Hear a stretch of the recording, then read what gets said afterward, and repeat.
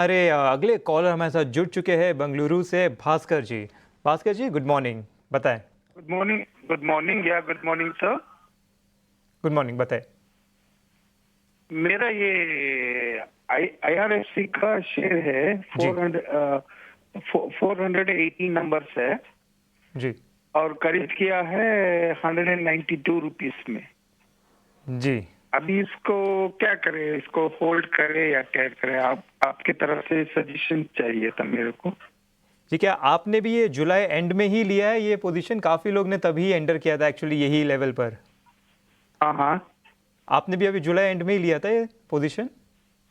जुलाई हाँ जुलाई में, जी बिल्कुल। जून से जुलाई के बीच में बीच में लिया है। ऐसा नहीं कि एक ही साथ लिया है, ठीक है। ऐसे। हाँ, एवरेज 192 रुपीस है अभी। अच्छा, धोनी जी आपके पास आना चाहूँगा। IRFC का ये स्टॉक में इनकी होल्डिंग है। इसमें एक्चुअली काफ़ी इंटरेस्टिंग है, अगर जुलाई हाई से देखें तो करीबन ये एक्चुअली ना 20% गिरा था। उसके बाद 29 जुलाई को एक 6-7% का इसमें एक अच्छा अपमूव आया था, तो सबको लगा था कि एक रिवर्सल आ चुका है 20% गिरने के बाद।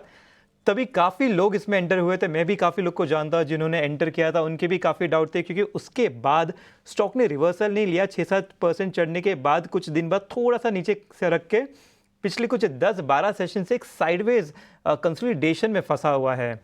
तो ये सवाल एक्चुअली काफ़ी लोग का है कि यहाँ से कहाँ जा सकता है IRFC का share?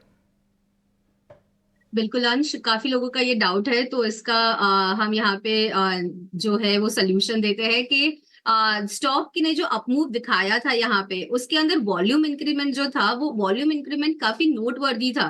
This is also one of the reason कि जहाँ पे लोगों को लगा कि ये स्टॉक पलट चुके हैं और यहाँ से हमें वापस से एक हाई मोमेंटम गेन होता हुआ दिखेगा। बट नोटवर्दी ये भी है कि जब ये कंसोलिडेशन में चल रहा है तो इसके अंदर जो वॉल्यूम्स है वो यहाँ पे डिप्लीट होते हुए दिख रहे हैं। मतलब ये जो कंसोलिडेशन है उसके अंदर कंफर्मेशन जो है वो यहाँ पे थोड़ी सी मिसिंग होती हुई दिख रही है। स्टॉक ने जो सपोर्ट लेवल बनाया है वो यहाँ पे 177 178 के रेट्स के पास अच्छा खासा एक सपोर्ट लेवल भी कायम करा है। तो बने रहने की ही सलाह रहेगी। यहाँ पे नीचे की तरफ स्टॉप लॉस जो है वो मेंटेन करके रखना रहेगा यहाँ पे 177 के लेवल के पास, और यहाँ पे वापस से एक बाउंस स्टॉक के अंदर इनको देखने को मिलेगा जहां पे 205 से 210 का जो रेट है वहां पे एक रेजिस्टेंस बनता हुआ दिख रहा है। तो वहां पे एक बार के लिए प्रॉफिट बांध लेने की सलाह रहेगी। ठीक है, तो एक खास रणनीति के तहत स्टॉक में आपको आगे का अपनी यात्रा जारी रखनी पड़े। नागपुर से इन्होंने अपना सवाल हम तक पहुंचाया है। न्यू इंडिया एश्योरेंस, जी हाँ, स्टॉक का नाम है न्यू इंडिया एश्योरेंस। 260 की इनकी खरीद है, फिलहाल फायदे में है।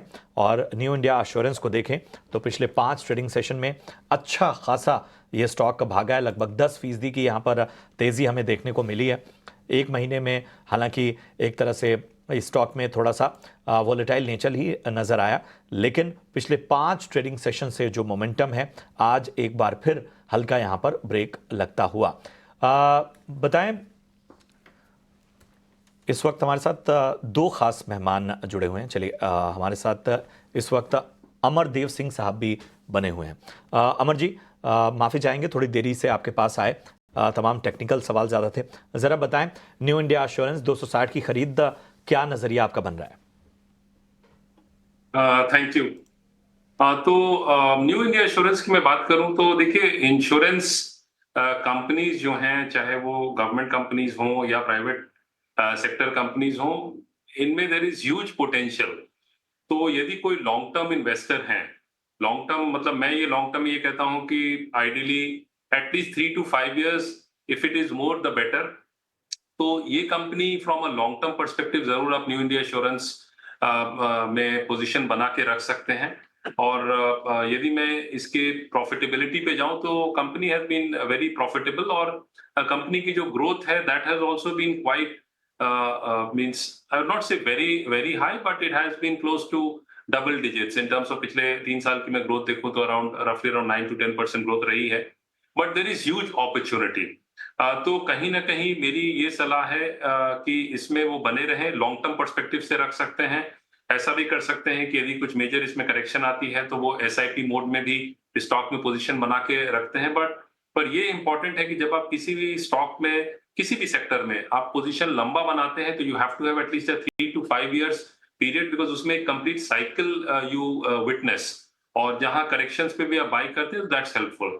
स्टॉक टी की बात करो तो दैट इज रफली अराउंड 40, तो दैट इज ओके, लेकिन अपॉर्चुनिटी अच्छी है तो इसमें वो पोजीशन अपनी बनाए रखें।